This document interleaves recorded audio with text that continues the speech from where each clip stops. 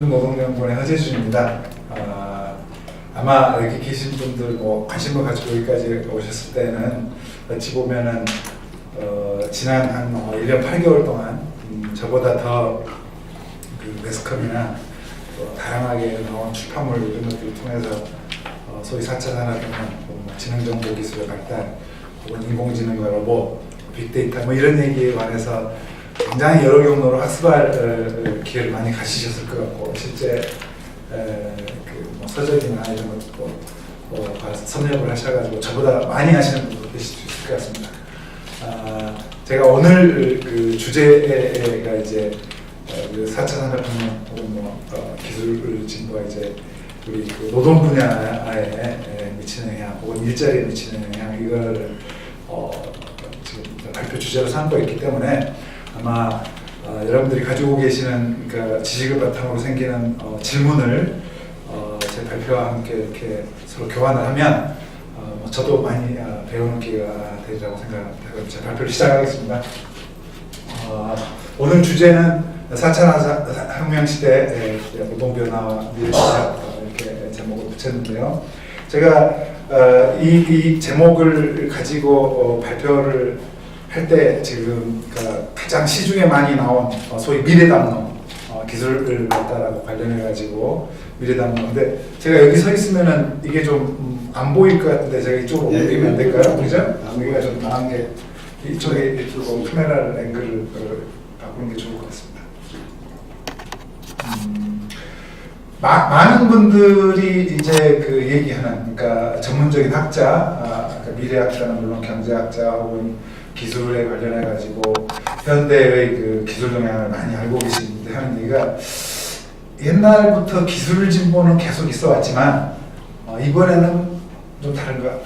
그 중에 대표적인 게, 옛날에는 기술 진보에도 불구하고 일자리가 그렇게 없어지리라는 두려움은 없었지만, 물론 그때 시절에 사는 사람들은 다른 생각을 했을지도 모르지만 하여튼 지금 사람 생각이 그게 없었지만 이번에는 안 그럴 것도 같다, 이런 거가 그 중에 하나죠. 근데 사실은 그 측면에서만 이번에는 다르다라는 담론이 꼭 있는 건 아닙니다. 그러니까 여기 라이즈 로봇을 쓴 마틴 포드, 그 다음에 인간은 필요 없다 쓴 제리 카플란, 그 다음에 경제학자로서도 브린조프 쓴 그 MIT 교수, 이런 양반들은 이번에는 뭔가 이 발달하는 기술의 특성이 사람 일자리를 많이 이렇게 제약할 것 같다, 일자리 증가하는 거를, 이런 우려 연상선상에서 이번에는 다 이런 얘기를 하죠. 근데 그런 얘기만 있는 게 아니고, 사실은 올해 번역서 나왔죠. 로버트 고든이라는 이제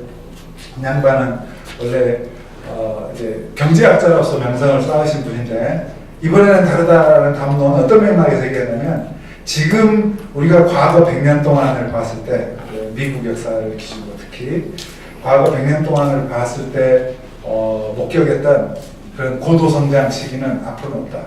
인류사의 굉장히 예외적이라고 얘기를 하면서, 그런 측면에서 이제 이번에는 좀 다르다라는 얘기를 하고 있는 것 같습니다. 그냥 고주군이.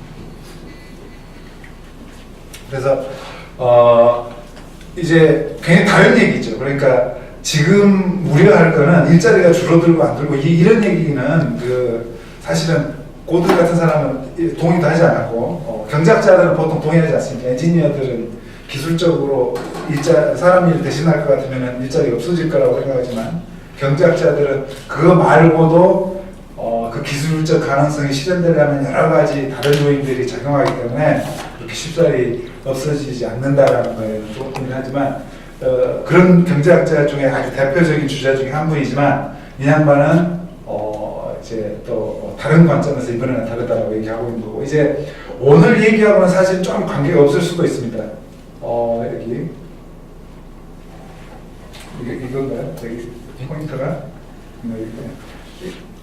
안 보이네. 죄송합니다. 빨간 포인트가 이건가요? 안 보여요. 안 나왔는데. 그 닉 보스트롬이라는 분은 스웨덴 철학자입니다.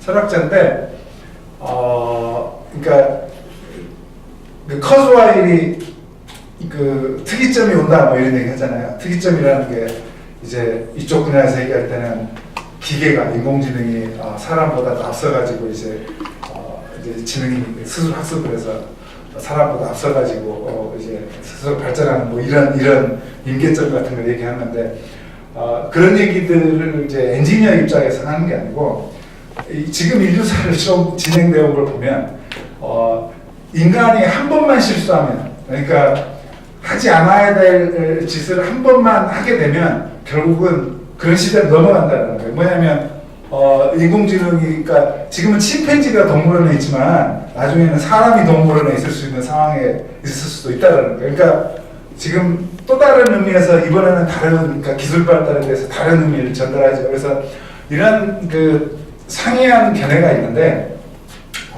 오늘 이제 이 세 번째도 무궁무진한 이제 이야기거리가 안에 있습니다. 그래서 특히 그 공상과학 소설성 그 미래 담론을 좋아하시는 분은 여기에 훨씬 더 꽂히실 수 있는데 오늘은 저는 이제 정책학자니까 훨씬 정책하고 가까운 얘기를 조금 해드리고 여러분들 의견을 좀 받을까 싶습니다. 오늘 제가 말씀드리고 싶은 얘기는 대개 내가 5개 꼭지로 되겠습니다. 이렇게 기술 얘기를 조금 하고 이거 간단히 하겠습니다. 그다음 우리가 갖고 있는 그 잘못된 믿음이라는 의미에서 신화가 있는 것 같습니다. 거기에 대해서 말씀을 좀 드리고 현실에서 그럼 일어나고 있는 거는 뭐가 다른가 그리고 왜 그 신화하고 다른 일이 일어날 거라고 저는 생각하는가 저 플러스 그 다음에 뭔가 우리는 너무 대비가 안 돼 있다 이런 얘기 많이 하는데 해명적인 일이 없는 것 같지는 않습니다. 그러니까 제가 한 6개월 전만 해도 대단히 저도 비관적이었는데 지금은 뭐 그러지 않은 측면이 또 있는 것 같고 그 다음에 5번째가 이제 소위 정책 얘기를 하고 그런 순서로 진행을 하겠습니다. 기술 얘기는 너무나 여러분들이 잘 하시는 얘기라서 뭐가 그 4차 산업혁명 기술이고 이런 인공지능, 클라우드, 빅데이터를 수집 처리하고 이런 거에 대해서는 여러분들이 너무나 익숙한 얘기시죠. 근데 이런 기술 발달을 사실은 좀 뭐 규정하는 법칙이라고 할까요? 설명하는 법칙이라고 할까요? 이게 이제 두 가지를 얘기할 수 있는데 무호 법칙이고, 그러니까 그 50년대부터 따지면 지금 이게 한 32승쯤 되는 정도의 프로세서나 데이터 증가나 알고리즘이나 뭐 이런 것들이 증가를 해온 거죠. 근데 2에 32승을 아마 엑셀에다 넣어놓고 한번 쳐보세요. 얼마나 숫자인지. 그래서 그런 방식으로 집적도나 데이터 양이나 이런 것들이 증가해 온 게 소위 요새 우리가 목격하는 그런 기술을 만들었다는 거고 다른 하나는 메카르트 법칙인데 소위 네트워크 이론에서 이제 얘기한 겁니다. 그러니까 우리가 연결되는 포인트 하나 늘어날수록 그 제곱만큼 이제 베네핏들이 이제 늘어난다는 뭐 이런 얘기예요. 그래서 우리가 일상에서 경험하는 기술 발달의 양상을 중심으로 얘기를 해보면 이 얘기는 한 80%는 이제 맥킨지에서 일한 경험을 가지고 책 쓴 리처드 덕이라는 사람이 쓴 그 미래의 속도라는 책에 나오는 얘기입니다. 여기 보시면. 근데 이제 나머지는 제가 개인적인 경험을 통해서 조금 더한 얘기고요. 한 15년 전에 슈퍼컴, 여기 카이스트에 있는 슈퍼컴은 이 방 한 4개쯤 되는 걸 차지했습니다. 그러니까 슈퍼컴. 근데 여러분들이 가지고 있는 핸드폰, 코드코어 핸드폰이 그때 그 슈퍼컴 정도 능력을 가지고 있는 것 같습니다. 그러니까 지금 전부 슈퍼컴을 한 대씩 가지고 계시는 거예요. 그러니까 그 무슨 연산 속도가 기가헤르츠다 이런 얘기는 10억 번 연산을 한다는 거잖아요. 10억 번을 한번 생각해 보세요. 그러니까 주식 시장에서 뭔가 계산을 하는데 10억 번을 계산하는 컴퓨터하고 사람하고 그거를 트레이드를 하는 경쟁을 하면 누가 이기겠어요? 그거에 힌트 얻어가지고 병렬 처리 기술을 이용을 해서 그 주식 투자를 해서 돈 버는 방법을 착안을 해서 하여튼 만들어낸 사람이 그 아마존 만든 제프 베조스 선배 데이비드 쇼입니다. 데이비드 쇼 앤 컴퍼니라는 투자하는 회사 세웠던 친구인데 이제 교수직 때려치고 그런 걸 했잖아요. 그러니까 이런 기술적 가능성에 주목을 해서 그 싸게 사서 비싸게 파는 그런 데다 이용해서 돈을 번 사람이 이미 수십 년전에 있었어요. 그러니까 그렇고 유전자 해독 같은 것들도 불과 14년 전까지만 해도 그 이전 13년 동안 3조 달러를 들여가지고 전 세계 학자들을 동원해서 하잖아요. 근데 지금 불과 3년 전에 그거보다 훨씬 더 능력 있는 파워풀한 유전자 분석해 주는 거를 $1,000짜리 키트로 파는 회사가 생겼습니다. 그러니까 얼마나 그 기술 발달 속도가 빠른 걸 하나 또 알 수 있죠. 그다음에 뭐 옛날 기계하고 요새 기계하고 다른 거는 뭐 정신적인 능력도 대신할 수 있다, 뭐 이런 건 여러분들 너무 잘 아실 것 같고요. 이거는 라디오부터 페이스북, 위챗까지 발명된 뒤에 5천만 명이 쓸 때까지 걸린 시간입니다. 보시면 라디오는 거의 그 한 세기에 3분의 1 이상 걸렸죠. 5천만 명이 쓰기 시작합니다. 근데 중국에서 위챗 마와탕이라는 사람이 우리 카카오를 딱 보고 거기다 투자를 한 다음에 중국에는 내가 하겠다고 해서 위챗을 만들죠. 그러고 나서 5,000명 사용자 만드는데 10개월도 안 걸렸습니다, 사실. 그러니까 뭐 이런 거. 그다음에 전화기, 스마트폰, 인쇄술 다 얼마나 옛날하고 이렇게 확산 속도가 빠른지를 알 수 있습니다. 그러면 기술 진보가 이런 진보가 그러니까 물질적인 거에서 저렇게 뭘 사용자가 많다든가 어떤 소프트웨어나 웹 측면에서 사용자가 많다든가 이런 것뿐만이 아니고 우리가 철학적인 문제 혹은 어려운 문제의 정의 이런 것들도 바꾸고 있습니다. 그러니까 쉬운 문제라는 게 뭐냐, 알고리즘으로 뭔가 구현을 할 수 있으면 이건 쉬운 문제고, 옛날에 고등수학 문제는 어려운 문제였지만 지금 하나도 어려운 문제가 아니지 않습니까? 컴퓨터 시키면 쉽게 할 수 있는 문제이기 때문에. 그 다음에 어려운 문제라는 거는 이제 말하자면 여러분들 손 한번 이렇게 들어보세요. 손 한번. 이걸 어떻게 들었습니까, 여러분? 어떻게 들었어요, 손을? 네? 들으라고요. 그죠? 그냥 들었어요, 그냥 들으신 거예요. 인류가 진화하면서 수십만 년 동안 진화하면서 그냥 이거 할 줄 아는 거예요. 근데 로봇 보고 해라고 잘 못하잖아요. 그걸 알고리즘으로 구현하려면 훨씬 어렵잖아요. 그러니까 후쿠시마에 그 원전이 터졌는데 로봇 보내가지고 수습을 못하는 거예요. 그러니까 어려운 문제가 오히려 이런 기계 만드는 거예요. 손 잘 들고 잘 걷고 길이 없는 데서 잘 안 넘어지고 걷고, 이게 어려운 문제예요. 요새 사실은 엔지니어 어떤 사람들. 그러니까 쉬운 문제하고 어려운 문제의 정의도 바뀌잖아요. 그 다음에 요새 자꾸 성장률 둔화됐다고 그러고 이제 그것 때문에 일자리도 안 생긴다고 하는데, 사실은 화폐로 환산되지 않고 기술 진보가 바로 소비자 잉여로 가는 그 몫이 많아졌어요. 사실 GDP에 안 잡히잖아요. 그죠? 그러니까 비즈니스로 반영 안 되고 바로 소비자인, 대표적인 게 옛날보다 훨씬 빠른 컴퓨터를 똑같은 100만 원으로 옛날보다 한 수십 배 빠른 컴퓨터를 쓰잖아요. 그러니까 그게 소비자 잉여로 다 돌아오는 기술 진보 하나 예이기도 하죠. 이게 무수히 많지만. 그 다음에 또 하나, 요새는 무슨 세상이 됐냐면 열심히 일하는데 망하는 회사들이 많아졌어요. 왜냐면 여러분들 아이리버라는 회사 아시죠? 아이리버라는 회사. 어느 날 사장님이 보니까 엄청나게 열심히 일하는데 열심히 일할수록 망하는 게 보이는 거예요. 그래서 이제 한번 승부수를 던지죠. 뭘 보고 승부수를 던지냐. 그때 마침 마가수가 TV에서 프로그램이 유행합니다. 그 히트를 칩니다. 그러니까 스튜디오에 나가가지고 여러분처럼 지금 제가 가수고 여러분들이 그 방청객이라고 생각을 하면 내가 노래를 부르는데 여기 계신 분들 막 눈물을 흘리면서 감동을 해요.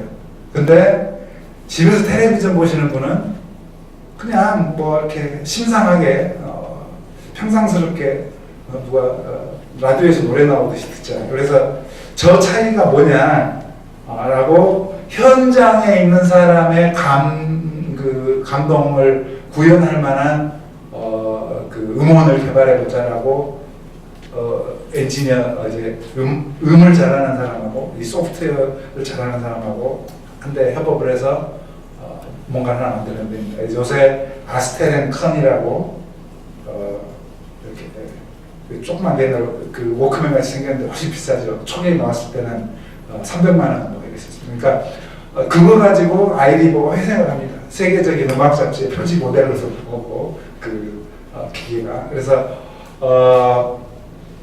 그 회사가 그 아스테렌칸을 발명하기 전 상황이 그런 거예요. 열심히 일할수록 망하는 회사들. 왜 그러냐면 전혀 나하고 달랐다. 그러니까 그게 왜 그러냐면 처음 그 MP3 기계를 만들라고 판 거는 아이리버인데 애플이 아이팟을 만든 다음에는 다 아이팟을 사지 아이리버 음향이 사질 않잖아요. 그 MP3 플레이어를.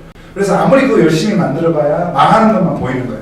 그 다음에 이런 비즈니스가 최근에 지금 토이저스의 파산 보고 신청했다고 어제가 신문에 나왔잖아요.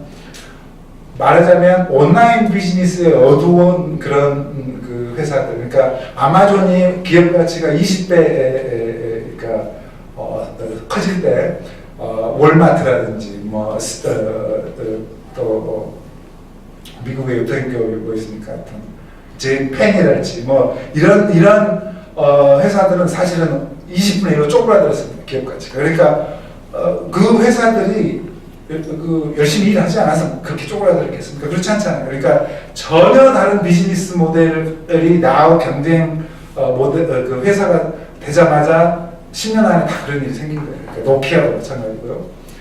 이제 S&P 500 기업을 50년대 이렇게 보니까 다 회갑이 넘었습니다. 그 S&P 500에 들어있는 기업들의 나이가. 이게 한 7년 전에, 6년 전에 봤더니 한 18년으로 줄었어요. 지금 합리적으로 예상하시는 분들이 아마 10년 후에는 지금 S&P 500 기업 중에서 4분의 1만 남아있을 거예요. 그 다음에 제가 이제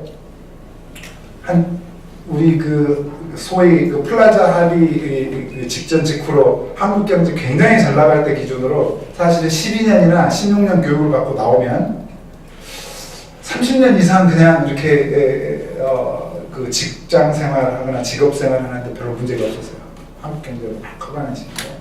근데 한 7년쯤 전에 그러니까 글로벌 금융위기 나고 한 3년쯤 지난 시점에서 이렇게 보니까 40대 초 되면 그러니까 뭔가 자기 직업 능력을 개발하지 않는 사람은 별로 이렇게 쓸모가 없는 직장에 붙어있을 능력도 있을 수도 있지만 하여튼 실질적으로는 자기 그 능력이 별로 쓸모가 없어지는 이런 상황이 되고 아마 오늘 제가 말씀드린 주제하고 굉장히 밀접한 얘기인데 10년쯤 지나면 지금 내가 하고 있는 일의 반 이상은 지금 하고 있는 일하고 전혀 다른 일을 하고 있을 거예요. 그러니까 이게 지금 4차 산업혁명 기술이 일자리에 미치는 영향을 요체다. 이게 오늘 제 사실은 발표 키 메시지입니다. 그래서 그 사실에 대해서 예컨대 동의를 한다면 우리가 무슨 얘기를 하고 어떤 일이 일어날 거라고 얘기를 하고 예견할 수 있고 그거에 대한 대비를 어떻게 할 수 있는가가 또 오늘 주제가 되겠습니다. 그래서 사실이 그러니까 그 키 메시지가 아까 같은 핵심 메시지가 제가 말씀드린 것처럼 우리가 하고 있는 일이 바뀐다라는 건데 많은 사람들이 기계가 지금 사람들이 하는 일의 종류를 바꾸기보다는 사람들이 일하는 것 자체를 다 뺏어가 버릴 거라고 생각하잖아요. 그죠? 저는 그거가 첫 번째 신화라고 생각합니다. 그러니까 미스 신화라는 게 옛날 신들의 얘기라는 뜻도 있지만 좀 이렇게 잘못된 믿음이라는 뜻도 있죠. 그 신화라고. 그래서 마틴 포드 같은 사람은 기계가 이제 사람이 할 일을 다 대체할 거니까 기본소득을 국가가 지급해야 된다. 이런 얘기를 하죠. 근데 이 얘기를 하는 양반들은 앞에 하는 얘기하고 책 뒤에서 하는 얘기하고 제가 꼭 상충되는 것 같아요. 뭐냐면 기계가 일자리 다 뺏어가는데 무슨 국가가 정책을 잘할 이유가 어디 있어요. 근데 기본소득을 주되 그걸로 의욕을 저해하지 않는 방법으로 줘라. 이런 얘기를 하거든요. 토를 달아서. 그 얘기는 사람이 할 일이 있다라는 얘기잖아요. 그럼 앞에서 기계가 일자리 다 뺏어가겠다고 예측하는 얘기는 보고 뒤에서 저 정책 공고를 할 때 다는 톤은 무슨 얘기예요? 서로 상충되는 얘기죠. 그러니까 뭐 이렇게 센세이셔널하게 얘기는 하는데 제가 보기에 일관성은 없는 얘기예요. 사실은. 그러니까 전체적인 메시지로서 그 사람들이 제기하는 어떤 문제의식은 있지만 정말로 세상에 일어날 일이 뭘까라는 관점에서 보면은 대단히 그러니까 비판으로부터 자유롭지 못한 담론이라고 생각합니다. 그 다음에 다른 신화 하나가 있는데 그 한국 사회. 우리는 산업화, 그러니까 2차 대전 끝나고 정말로 별 볼 일 없고 자원도 없는 상태의 나라에서 급속도로 OECD 국가에 진입할 정도로 성장을 한 나라입니다. 경제 발전을 이룬 나라입니다. 여기에 대해서는 많은 나라가, 그러니까 우리나라 외환위기 겪기 전에 월드뱅크가 이스트에이션 미러클로 대표적으로 소개를 하고 그랬을 정도로. 근데 지금 이렇게 보면 사실은 별로 희망적인 일이 거의 안 보이는데, 기업에서 일어나고 있는 거 빼고는 여전히 한국은 잘할 수 있다라고 생각하는 또 이런 뭔가가 있는 것 같아요. 그러니까 특히 공공부문, 정부하고 정치 뭐 이런 분야에. 그래서 옛날에 낡은 규제를 지금 이렇게 새로운 기술에 맞는 이런 규제를 바꾸는 거, 그 다음에 그 규범들, 일하는 방식 이런 것들이 바뀌어야 되는데 그냥 그것들은 안 바뀌면서 옛날에도 잘했으니까 옛날 방식대로 하면 이번에도 뭐 잘할 수 있다. 근데 사실 우리나라가 지금 4차 산업혁명 대응해서 세계적으로 잘할 수 있는 나라, 미국을 뭐 다 손 안에 꼽겠지만 나머지 나라들 중에서는 그래도 좀 하는 나라들 중에 하나인 건 사실인 것 같습니다. 뭔가 그럼에도 불구하고 낙관만 하고 있을 수 없다라는 생각이 드는데, 그 굉장히 그 낙관론이 또 있다라는 것도 신화 중 하나인 것 같습니다. 여기서부터는 또 대단히 여러분들이 많이 들었던 얘기입니다. 스마트 팩토리라는 게 뭐냐, 뭐 기술적인 얘기 많이 있고, 여러분들 눈이 제 말로 하는 것보다 더 빨리 따라가실 수 있으니까 이걸 반복해서 읽거나 하지 않겠습니다.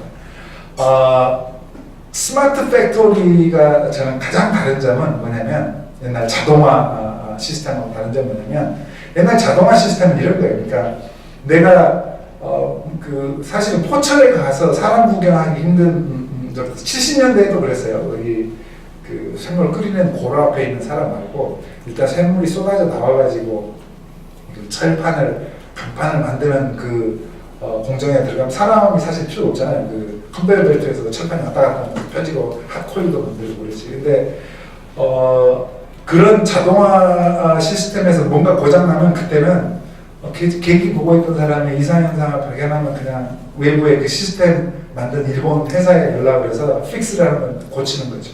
근데 지금 스마트 팩토리는 그런 게 아니고 내가 가지고 있는 공장 시스템에서 여러 군데 센서들이 있죠. 그래서 그 센서로부터 오는 그 데이터를 받아가지고 사실은 내가 그 플렉서블하게 뭔가를 조율을 하면서 종업원인 내가 뭔가 생산 과정에 개입할 수 있어야 이게 스마트 팩토리라고 저는 생각을 합니다. 그래서 그런 건데 지금은 이제 이런 그 시스템이 나오면서 생긴 변화가 있죠. 그러니까 한번 이 그림으로 아마 여러분들 익숙하게 보셨을 그림 같아요. 제가 어디서 이렇게 스크랩을 해놓기 때문에. 근데 여기 한번 보시면 이 제조 공정을 얘기하는 겁니다. 여기서 지금 제품들이 뭔가 그 컨베이어 벨트 라인을 지나가면서 만들어지고 있고 로봇이 거기서 생산을 하고, 아마 테슬라 공장에서 자동차 만드는 광경 생각해 보시면 될 것 같아요. 사람 한 사람 안 보이잖아요. 이런데 여기에서 예컨대 뭔가 이상징후가 발견되면 이게 이제 저기 클라우드로 보내서 뭔가 또 인공지능으로 처리를 해서 다시 피드백을 받아서 여기다가 다시 보내죠. 그래서 이 공정이 진행되지 않습니까? 그러니까 이 프로세스를 보면 기술적인 얘기는 뭐 사이버 피지컬 시스템이니 뭐니 여러 가지 할 수 있어요. 근데 거기에 주안점이 있는 게 아니고, 제가 드리고 싶은 말씀은 여기 딱 보면 사람이 없잖아요. 여기 사람이 할 일이 하나도 없잖아요. 그 안에서는. 근데 결국 사람이 어디 등장하냐면 클라이언트인 사람밖에 없는 거예요. 여기에서는 사람이 하나도 없고. 근데 정말로 지금 스마트 팩토리 시스템이라는 게 사람 없이 생산하는 시스템이냐라는 거예요. 저는 그렇지 않다라는 거고, 사람이 이 공장 안에는 없는데 이 시스템을 모니터링하고 그걸 다시 픽스해서 그 나온 데이터를 가지고 다시 뭔가 다른 방식으로 교정할 수 있는지 생각해보고 하는 거는 다 사람이 해보고 그걸 소프트웨어로 구현한다는 측면에서 스마트 팩토리는 어떻게 보면 소프트웨어 혁명이라고 볼 수도 있을 것 같습니다. 이게 프리몬트에 있는 캘리포니아에 있는 테슬라 공장이고요. 로봇 160대가 일주일에 400대씩 만듭니다. 전기자동차. 이거는 찰리 채플린이 100년 좀 안 됐지만 만든 모던 타임즈 장면 중에 하나. 이게 동영상 보시면 그 반장이 시키는 일에 따라서 찰리 채플린이 이리 뛰고 저리 뛰고 가야죠. 근데 여기는 이렇게 사람이 있는데 이게 한 사람 못 잖아요. 그러니까 이걸 보고 그러니까 일자리가 없어진다라는 생각을 갖는 건 대단히 자연스러운 일이에요. 근데 과연 여기에서 안 보이는 사람이 다른 데는 없냐 이게. 결국 소파 붙이고 하는 데는 전기자동차 테슬라 온다면 거기도 있습니다. 사람이. 그 다음에 또 한 가지 그 일자리가 없어진다고 생각하는 것 중에 하나가 이게 아우한이라고 이 사람들이 실리콘밸리에 대해서 2000년대에 있었던 일을 좀 실증 조사 분석을 해봤어요. 그랬더니 11년 동안 일자리가 하나도 실제로 증가를 하지 않았더라. 이런 것도 발견하고. 그 다음에 생긴 일자리하고 없어진 일자리하고 보니까 이렇더라. 그러니까 교육이나 헬스 서비스, 인포메이션, 레저 쪽으로 늘었는데 다른 서비스 이런 거, 트레이드, 그러니까 상업 하는 거, 그 다음에 전문가 다 줄었더라고요. 매뉴팩처링이 제일 많이 줄고 이런 사실을 알게 돼요. 이런 얘기를 하죠. 그러니까 또 당연히 이런 걸 보면 일자리가 없어지는 것 같은 또 생각이 들죠. 이건 여담하고요. 현실은 과연 어떠냐? 현실은 정말 저런 증거들 얘기하고 저런 데 주목해서 얘기하고 우려하는 분들의 이들이 생각하는 거하고 같은가라는 걸 보면 한번 보죠. 그러니까 소위 독일에서 얘기하는 스마트 팩토리를 도입한 독일에서 얘기하는 인더스트리 4.0의 프레임워크는 이렇게 생겼습니다. 간략하게 하면 소위 사물 인터넷이라는 말로 요약이 되고 여기서 사이버 피지컬 시스템이라는 얘기도 나오고 사이버 피지컬이 다른 게 아니고 이 물리적인 공장에서 일어나는 거하고 저기 사이버 그러니까 클라우드에서 무슨 그 데이터가 가가지고 프로세스 되는 뭔가 인터랙션 상호작용을 해서 뭔가 생산이 이루어진다는 겁니다. 이게 사이버 피지컬 시스템이에요. 그 시스템을 특징 주는 게 분권하고 모듈별로 돼 있고 이런 거죠. 근데 이제 한 가지 사람들이 얘기하지 않는 게 이제 인터넷 오브 things는 얘기하는데 인터넷 오브 서비스는 얘기하시는 분들이 많지 않죠. 그죠? 사실은 서비스들의 서로 인터넷이라고 이렇게 보는 거가 오히려 더 적합한 얘기일 것 같습니다. 그래서 이게 분산형으로 생산을 하고 그러는데 왜 제가 이게 소프트웨어 혁명의 한 그 모습이냐, 인더스트리 4.0이 이런 걸 보면 과거 산업혁명은 사실은 신기한 새 물건을 만들어내는 게 훨씬 더 큰 특징 중에 하나 있습니다. 근데 지금은 똑같은 물건을 다른 방식으로 만들잖아요. 비즈니스 모델, 사실 에어비앤비, 우버 다 서비스가 제공되는 서비스는 옛날하고 획기적으로 다른 서비스가 제공되는 건 아니잖아요. 택시 타는 서비스고 숙박 가서 자는 서비스고 그렇지. 하지만 거기에 구현된 소프트웨어가 대단히 다른 것이고 그 서비스를 제공하는 과정에서 결합되는 또 소프트웨어가 굉장히 다른 것이죠. 그래서 지금 비행기는 물론이나 자동차도 한 80%는 사실은 디자인, 소프트웨어 이런 것이 같이 결정합니다. 그래서 이런 거고 클라우스 슈밥이 510만 개 일자리가 없어진다고 그래서 제가 OECD 국가 취업자 수 넘버 1부터 넘버 15등까지 취업자 수가 제일 많은 나라 미국부터 15번째 나라 칠레까지 해가지고 도대체 510만 개가 없어지면 한 나라별로 몇 명이나 실업자가 그러니까 일자리 잃는 사람이 생길까를 계산을 해봤어요. 물론 저는 일자리가 없어지기보다는 그러니까 줄어들지 절대 않는다고 생각하지만 설사 그렇더라도 어떤 그 사람 말대로 되면 어떤 걸 한번 봤어요. 그랬더니 한국 같으면 25만 명 정도의 취업자가 이제 주는 겁니다. 그러니까 일자리가 없어지는 겁니다.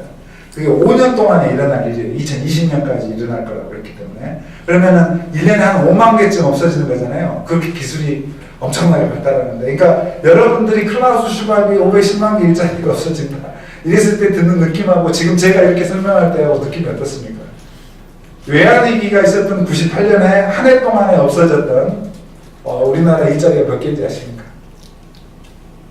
127만 개쯤 됩니다. 단 1년 만에. 그러니까 보세요. 그 다음에 1930년대 미국에서 실업률이 30% 이렇게 치솟을 때 산업혁명 때문에 그렇게 치솟았을까요? 그렇지 않죠. 하여튼 여러분들이 공황의 그 세계 대공황의 배경에 관한 책을 읽으면 산업혁명 때문에 실업자가 늘어났다, 저는 그런 거 한 번도 못 봤습니다. 길게는 제가 설명 안 드리겠지만, 자 그러면 여기서부터 우리나라의 외환위기 때 경험하고 클라우스 슈밥이 말한 정도 메시지가 그 사람 얘기가 그대로 그 얘기를 그대로 받아들인다 하더라도 이 정도 얘기라고 그랬을 때 사실은 우리가 주목해야 될 게 뭐냐면, 외환위기는 우리가 사실은 제대로 대응을 못했고, 그러니까 경제의 어댑터빌리티가 떨어졌기 때문에 사실 생긴 일이에요.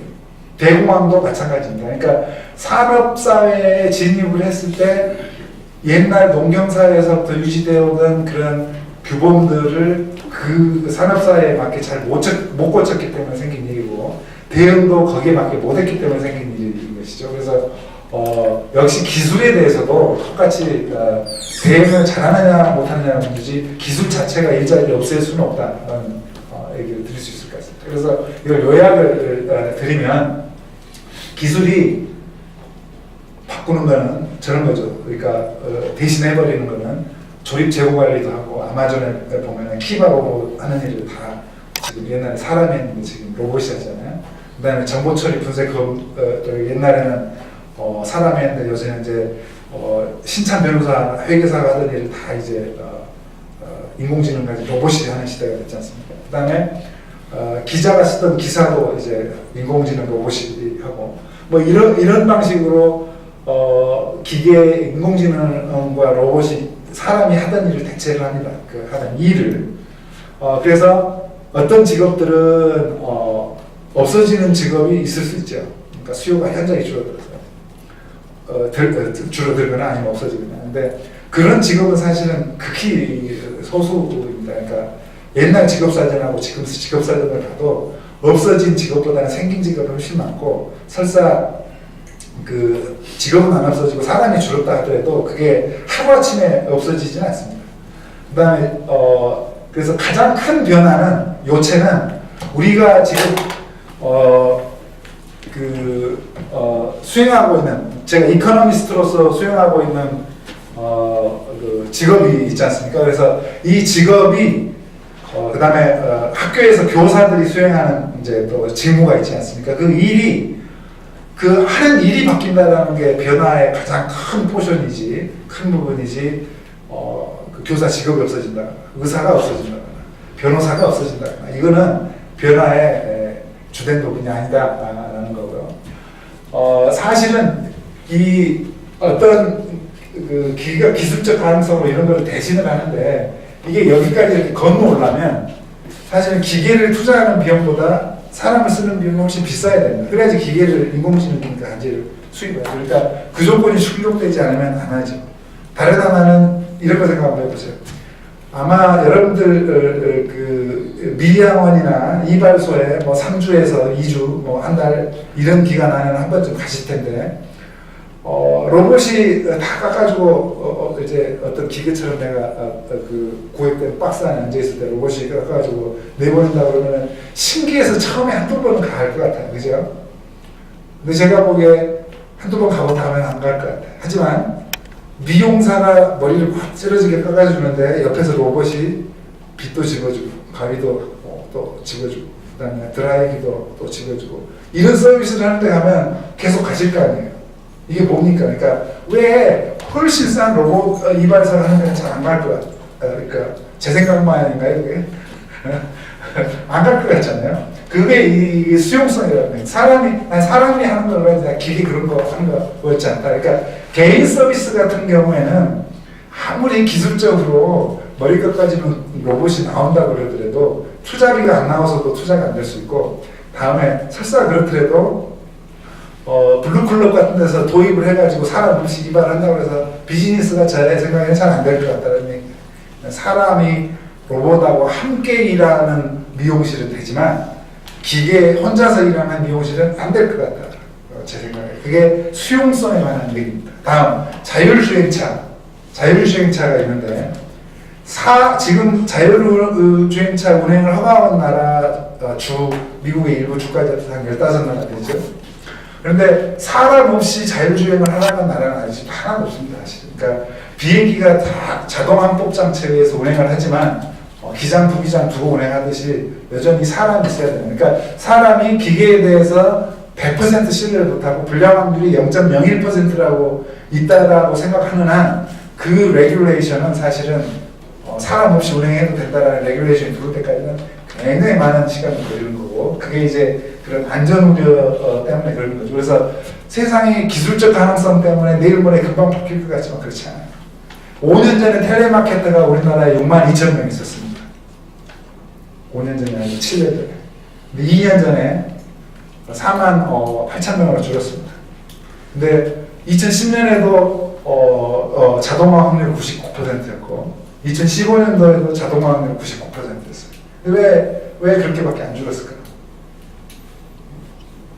그게 기술적으로 99% 대체 가능하다고 해서 그게 그대로 현실에서 실행되는 게 아니에요.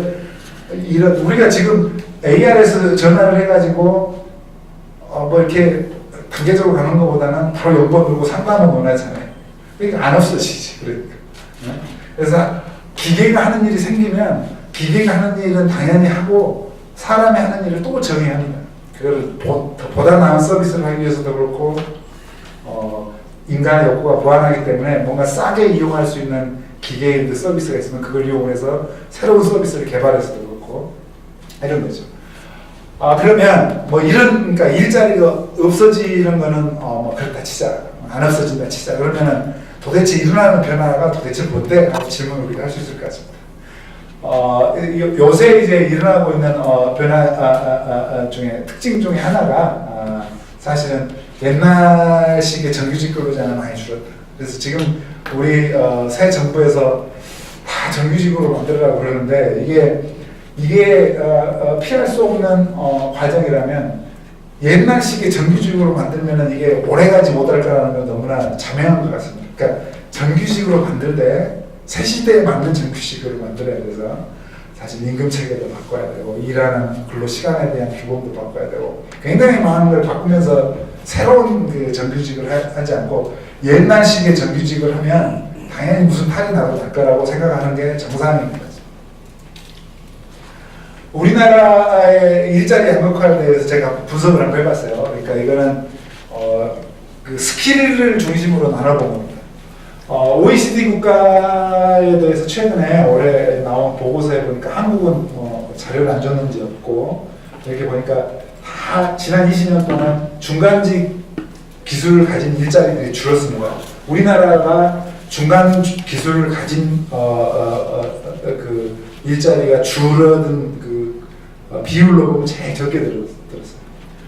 한국이 제일 적게, 오스트리아가 제일 많이 줄어들고, 우리나라만 따로 떼놓고 보면 지난 20년 동안에 전반 10년 동안은 95년부터 2000년까지는 이렇게 저직능 일자리하고 고직능 일자리 이렇게 증가하고 중간 일자리는 줄었습니다.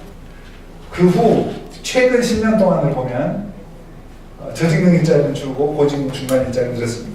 20년을 종합해서 보면 고직능 일자리는 이만큼 늘고 중간 일자리는 줄고 저직능 일자리는 이렇게 늘었습니다. 그래서 전체적으로 보면 다른 나라하고 패턴이 비슷한데 하여튼 이런 일이 일어났다고 합니다. 자, 그러면 앞으로 이런 추세가 계속될까요? 그러니까 양극화가 계속될까요? 이걸 소득을 기준으로 양극화를 해도 사실은 비슷하게 나옵니다. 근데 이거는 기술, 중간 기술, 낮은 기술, 고급 기술을 가지고 해본 결과인데 저는 안 그럴 거라고 생각합니다. 이런 추세가 항구적으로 지속될 수는 없다고 생각합니다. 이유 한 두 가지쯤은 지금 당장에 말씀드릴 수 있는데 뭐냐면 기업가가 저렇게 능력은 있는데 중간 기술 일자리라면 요새는 장치 조작하는 사람과 이런 사람들 포함한 거예요. 그냥 서비스 판매직 같은 경우는 저직능 일자리고요. 그래서 기업가가 저런 사람들을 그냥 서비스 판매하는 단순 일자리만 하게 한다면 사실은 그 인적 자원을 충분히 활용하지 못하는 것이고, 많은 기업가가 그렇더라도 정말로 돈을 크게 벌 기업가는 그 사람들의 능력을 활용할 거라는 일단 생각이 한쪽에 있고요. 다른 하나는 소위 지금 중간 기능 일자리가 뭐냐면 장치 조작을 하는 사람, 그다음에 애프터 서비스를 하는 사람, 그다음에 기능원 이런 사람들인데, 이런 사람들이 아까 그 스마트 팩토리 제가 말씀을 드렸잖아요. 그러니까 G 디지털이라는 회사가 인도 푸네에 이제 스마트 공장이 하나 있습니다. 근데 거기서 정업원들이 하는 일은 뭐냐면 뭔가 이렇게 옛날에 하던 일이라고 해서 기계가 대체를 하고 있다고 해서 사람들 하나도 내보내지 않고 기계가 하는 일을 보고 거기서부터 나오는 신호를 가지고 여러 가지 시도를 해보는 겁니다. 대고객관계, 그 다음에 납품하는 사람들한테 그 정보를 줘서 또 다른 방식으로 조금 납품해달라고 얘기하는 거. 이런 게 이제 지 푸네 공장의 현주소인데, 그런 그 데이터에 의존하면서 뭔가 생산하거나 판매하거나 이런 역할을 하는 사람이 지금 중간직 일자리 같은데, 사실은 그런 방식의 작업 조직이나 종업원 활용 방식을 이렇게 구사하는 기업들이 지금은 많지 않지만 조만간 늘어나리라고 생각하기 때문에 저는 또 이런 추세가 항구적으로 지속되리라고 생각하지 않습니다. 이게 피케티가 제2자본론을 쓰잖아요. 여기서 요약한 세계 경제 성장사입니다. 그러니까 우리 이제 경제학자들한테는 대단히 익숙한 그 식이 하나 있는데, 성장률은 취업자 수 증가율 더하기 생산성 증가율입니다. 그리고 취업자 수 증가율은 이렇게 경제 사적으로 볼 때는 인구 증가율이라고 생각해도 돼요. 인구 증가율이나 취업자 수 증가율이랑 비슷하게 장기적으로 가기 때문에. 자, 그러면 우리나라는 이따 그래프를 보여드릴 텐데 1700년도까지는 생산성 증가율이 제로였어요. 제로. 그러니까 성장률을 설명하는 거는 인구 증가율이 다 설명했는데 그것도 인구 증가도 대단히 속도가 느렸죠. 1700년대부터 한 120년 동안 2차 산업혁명 그 사회 기간이죠. 이때는 성장률이 0.5%였어요. 근데 인구 증가율이 그 중에 한 80%를 설명하고 생산성 증가율 20%를 설명합니다. 이제 그 다음 드디어 1820년 최근까지 보면 성장률이 1.5, 3.0 이렇게 가고, 중요한 거는 인구 증가율보다 생산성 증가율이 더 큽니다. 그러니까 고든도 주목을 한 게 이런 겁니다. 그러니까 이게 굉장히 인류사적으로는 지금 우리가 예외적인 시기에 살고 있다는 거가, 저렇게 높은 성장률을 이렇게 성취하면서 인류가 이렇게 몇십 년 동안 지내왔던, 그러니까 100년 동안 지내왔던 적이 없어요. 지금 우리는 그 시대에 살고 있는 거고, 그거 의미가 0.1%를 가지고 사이즈를, 그러니까 경제 규모를 2배 늘릴 때는 몇 년이 걸리겠습니까? 1000년 걸리잖아요. 1000년. 그렇죠? 그때 3.0%를 해마다 성장을 하면서 사이즈를 2배 내려면 100년이 안 걸리잖아요. 그렇죠? 그런 겁니다. 그래서 굉장히 지금 다른 시기에 살고 있는데, 우리나라가 이게 노키아가 좋았던 시절, 안 좋았던 시절인데, 우리나라의 이게 취업자 수 증가율 그래프하고 이게 파란 게 생산성 증가율 그래프입니다. 그리고 노란 게 홍토색이 취업자 수 증가율입니다. 그런데 아까 표 한번 보세요. 표 한번. 그죠? 생산성 증가율이 최근에 올수록 인구 증가율보다 더 높았잖아요. 그러니까 취업자 수 증가율보다 더 높았잖아요. 이게 잘 나가는 나라의 특성입니다. 그 다음에 인류사 속에서 잘 나가는 시대의 특성이고. 그런데 지금 우리나라를 보세요. 이때까지는 잘 나갔어요. 그죠? 근데 지금 최근 5년 동안 보면 취업자 수 증가율보다 생산성 증가율이 훨씬 밑에 있습니다. 제가 걱정하는 거는, 그러니까 우리나라에서 이게 훨씬 더 걱정스럽다라는 거고, 이제 노키아가 몰락한 스토리를 보면 사실 우리나라 삼성도 그럴 수 있고 한국호도 비슷하게 침몰할 수도 있다고 생각하는 게 맞을 것 같습니다. 근데 이제 아까 말씀드렸듯이 우리나라는 뭐 과거에 잘해왔으니까 지금도 잘할 수 있다 이렇게 생각하는 경향이 있는 거죠. 그래서 우려스러웠다는 거고. 근데 정말로 우려스럽기만 하냐? 제가 6개월 전까지는 대단히 비관적이 그렇다고 그랬는데 최근 6개월 동안은 좀 다른 생각을 갖고 있습니다. 이게 적어도 기업 부문에서는 긍정적인 변화들이 많이 확인된다는 거고, 그게 이제 이런 빠른 물고기 이런 의미가 있어요. 그래서 뭐 ST 유니타스 윤성혁 대표, 신문에 관심 있게 보는 분들은 한 이거 매경에서만 다 두세 번 다룬 것 같은데 이런 양반들. 그다음에 스마트폰에다가 바로 혈당 측정해가지고 인포메이션 보내기 위해서 한 이진영 대표 뭐 이런 사람들. 그다음에 58세에도 조용히 편한 일을 할 수 있는데 벤처맨 하는 이런 양반들. 그다음에 오큘러스 창업자였던 양반이 또 나와가지고 또 창업을 하잖아요. 뭐 이런 양반들. 그다음에 1인 출판사 차린 김승보 대표 이런 양반들. 그다음에 우리 한성숙 대표 네이버 이거 이제 중소기업들한테 플랫폼 제공했다는 거잖아요. 이런 거. 그다음에 SKT, 그다음에 하만 카든 인수합병한 삼성전자 뭐 이런 것들이 옛날에는 삼성전자 혼자 다 하려고 자꾸 미래수종 사업 살 때는 걱정스러웠는데 세계의 M&A가 빨리빨리 그 벤처들을 해서 그거를 흡수를 해야 되는데 혼자 다 하려고 그랬을 때 할 수도 없는 일을 하려고 그런 거예요. 그래서 걱정스러웠는데 사실은 한 1년 반, 2년 전부터는 그 타키오 인수하면서 비블렛 그 가져오고 이런 거 보고, 그다음에 누구 미니 같은 것들도 한번 사용해 보신 분 대단히 신기할 거예요. 여기서 창조 경시 센터가 뭐니 물어보고 가르쳐 주잖아요. 서류에도 들어갔다면서. 이제 이런 그 희망적인 것도 있는데 문제는 제가 보기에 정부 정치 부분에 좀 있는 것 같아요. 우리나라가 고약화 문제들이라는 개념이 있습니다. 위키드 프로그램입니다. 이게 성장 낮아지는 기업에 따지면 뭐 쓸만한 인재고 다 이제 골치 아픈 문제예요. 그러니까 옛날에 한번 해봤는데 잘 안 되거나 실패를 했거나 사이드 이펙트가 있어가지고 전혀 예상치 못한 결과로 이어지거나 뭐 이런 그 양극화 문제 같은 것들 또 그다음에 요새 통상임금 이슈 여러분들 옛날에는 중요한 줄 몰랐는데 기아 현대차 망하게도 할 수 있을까, 뭐 GM을 떠나게도 할 수 있을까, 뭐 이런 거잖아요. 그게 고약한 문제들. 근데 우리나라 사회 신뢰도는 10년 전이나 지금이나 OECD, 한국 KDI, 안산정책연구원, 내가 일부러 3개를 가져왔어요. 정부 신뢰도 바닥이잖아요.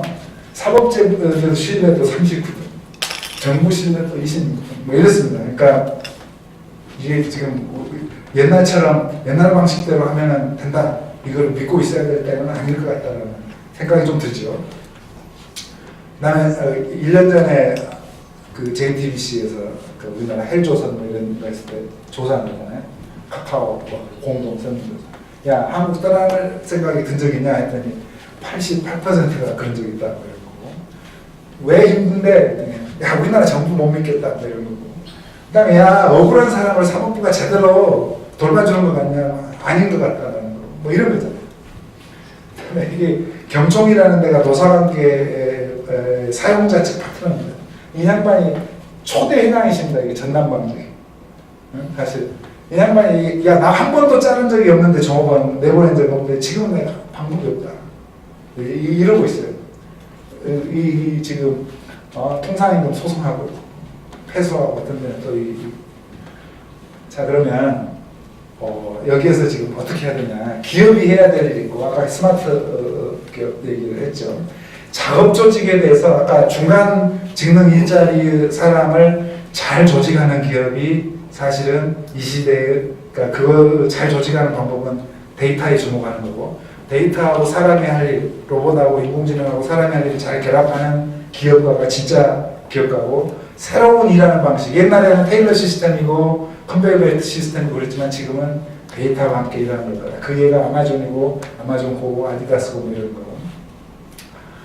거. 그래서 그 작업 조직을 잘 오거나이즈 해놓는 기업들이 이제 사실은 서바이버가 될 거라는 얘기를 하나 얻을 수 있는 시사점이고요. 그 다음에 개별 근로자 입장에서는 사실 개별 근로자가 이렇게 굉장히 빠른 변화에 잘 적응하기 쉽지 않습니다. 그래서 기업에서 일할 기회를 그러니까 포스코로 가면 포스프레임이라는 스마트 팩토리 그 이제 프로토콜이 있는데 종업원은 CEO부터 신입들까지 다 교육을 시켜주죠.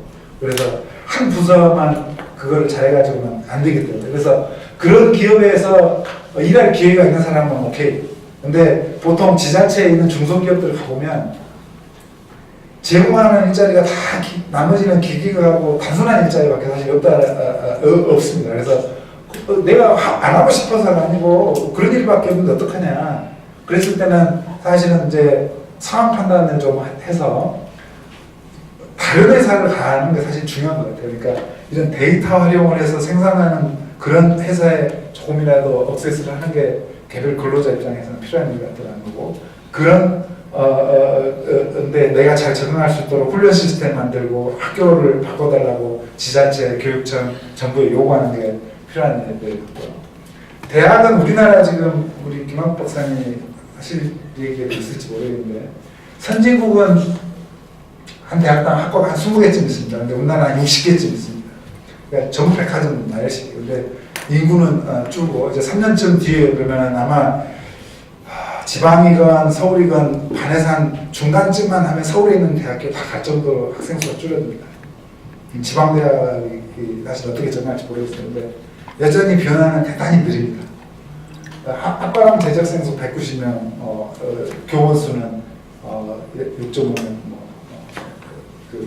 이런 상황이고 교육부는 특성화 사업하고 미래 프라임 사업하고 뭐 이랬는데 이게 과연 대학의 적응력을 높여준 사업인지 저는 사실은 좀 의문이 있어요. 오늘은 많은 얘기를 제가 못 드리지만 그래서 창의적 인재 육성을 하는 거는 사실은 특별한 융합학과를 만들어갖고 되는 게 아니다라고 저는 생각을 하고 전공 지식 교육을 또 잘하는 것도 아니라고 생각을 하고 그다음에 티칭이 중요한 게 아니고 학생이 어떻게 학습을 하게 하는가가 중요하고 뭐 이런 건데 그래서 인재 양성 시스템에서도 대단히 패러다임 전환이 필요하다.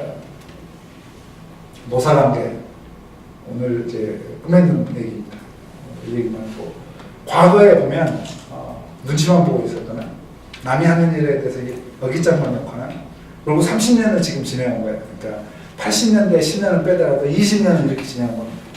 그래서 이쪽에 약간 사용자 편드는 정부가 오면 그냥 편성해서 쉽게 가고 또 거꾸로 노동권을 존중하는 정부가 오면 또 별로 비타협적으로 또 그렇게 가서 얻을 것 많고 이렇게 가는 게 20년 역사예요. 그러면 최저임금 10만 원이 가능하냐 안 가능하냐 그럼 가능할 수도 있고 불가능할 수도 있는데 가능하려면 이게 굉장히 전문가가 아니면 잘 모르는 분야이기도 한데 우리나라는 주당 하루를 돈을 주면서 휴일을 주게 돼 있습니다. 근데 그거 없애면 사실은 20%쯤 임금 다운시키는 효과가 있어요. 사실은. 왜냐하면 40시간만 일시키고 지금 48시간 임금을 줘야 되기 때문에 그러면 1만 원 주고 무노동 무임금 원칙을 관철하면 사실은 8천만 원을 올려주는 정도 효과밖에 없어요. 지금 대타협할 저러고 기회잖아요. 이 최저임금만 보더라도 뭐 이런 것들이 부직 기술로 있어요. 근데 이거를 잘 하느냐 안 하느냐, 구슬을 깨느냐 안 깨느냐가 이제 사실은 이쪽 분야 정책이나 사회적으로 이해 조정을 잘하는 정부가 해야 될 일인데 과연 할까? 여기에 대해서도 모르겠어요. 그래서 얘만 최저임금을 하나만 들었는데 변화하지 않을 이유 따지면 스티븐 코비는 뭐 7가지 뭐 얘기했는데 저 70까지는 얘기할 수 있을 것 같고 저보다 있는 저기 현장에 있는 분은 100가지쯤 얘기할 수 있을 것 같고 변화의 이유로 따지면 또 그만큼 얘기할 수 있어요. 그런데 방금 말씀드렸던 아이디어니까 넘어가고요. 최저임금 10,000원 만드는 방법 제가 이렇게 비결을 써놓습니다. 그러니까 근로기준법에서 유급주의 없애고 통상임금하고 이렇게 지금 철학이 옛날하고 달라졌기 때문에 또 합치는 방법도 이렇게 있고 그러려면 단체회담을 경총이 어떻게 회원사도 지도하고 정부는 어떻게 하고 이런 얘기 구체적인 거는 재미도 없으실 테니까 제가 슬라이드로 지금 프레젠트. 그래서 그게 최저임금만 있는 게 아니고 통상임금 이슈 지금 온 나라를 그냥 뒤흔들고 있는 근로시간 이슈 일간점에 양립이 안 되니까 다 애 안 낳겠다고 다 나타나는 현상이라고 모두가 아는데 왜 못 고치냐? 고치는 방법이 있어요. 근데 항상 편하게만 해왔으니까 못 고치잖아요. 휴일에 일하는 걸 할정임금, 통상임금만큼 폭탄입니다. 지금 휴일에 일하면 2배 줘야 돼요. 뭐 이런 취업규칙 이해조정이 어렵다고만 하는데 사실 노사가 딱 해서 정부한테 요구하면 훨씬 줄어듭니다. 그 이해조정을 못한다라는 거 정부가. 그래서 굉장히 많은데 노동정책 영향에서는 제가 예를 들었고 뭐 조세제도 이런 데도 무지하게 많습니다. 그러니까 제가 마지막에 그림에 이게 누굽니까? 원효. 힌트가 하나 있어요. 네? 원효. 원효 대사님이시잖아요. 원효 대사. 이게 잘 모르겠죠. 근데 이거 보면 되잖아요. 원효 대사님의 메시지가 뭡니까? 화쟁이잖아요. 화쟁. 그분이 꽤 그러니까 독창적인 불교 사상. 사실은 아까 이해조정이라는 게 어떻게 보면 이제 화쟁을 하는 건데 그걸 잘하면 4차 산업혁명에 우리가 적응력이 높아져서 아까 잘 될 거라는 그 신화에 그치지 않고 실현을 할 수 있는 문제고 안 그러면 그러니까 망가지는 거죠. 그래서 기술 자체가 일자리를 없애거나 만들거나 하지 않습니다. 그러니까 그런 외적인 변화가 왔을 때 경제 주체들, 그러니까 정부, 근로자, 기업 이게 어댑터빌리티를 증진시키도를 변화하면 정부도 규범을 바꾸고 정부가 일하는 방식을 바꾸면 일자리가 훨씬 늘어날 수 있지만 그렇지 않으면 일자리가 설사 줄어들지는 않더라도 거의 늘지 않거나 많이 늘지 않을 거고 더 중요한 거는 정말 별볼 일 없는 일자리만 그러니까 부스러기 일자리만 갖고 살아갈 거예요. 사람이 아무 일도 하지 않고 살아가는 사회는 그거는 아마 저는 상상하기 힘들고 무슨 일인가 할 건데 우리가 굉장히 경제 발전이 낮은 나라에 가면은 정말로 그 불안정 고용 상태에서 저게 할 일일까 싶은 일만 하고 있듯이 그렇게 될 수도 있다고 봅니다. 그래서 4차 산업혁명이 일자리에 주는 메시지라는 거는 일자리를 없앤다 안 없앤다 저절로 그런 게 아니고 어댑터빌리티를 높이면 그게 기회가 될 수 있고 그렇지 않으면 일자리 양이든 질이든 그걸 망가뜨리는 계기가 될 거다라는 게 그 메시지의 본질이고 그것을 전 단계에서 우리가 생각해 볼 부분은 신산업이 막 생기고 신직업이 생기고 이런 문제가 아니고 내가 하는 일의 성격이 엄청나게 변한다. 향후 뭐 내가 은퇴할 때까지가 아니고 한 10년 안에 뭐 이런 거가 4차 산업혁명 기술이 초래하고 있는 변화가 주는 메시지 요체라고 생각합니다. 이상입니다. 고맙습니다.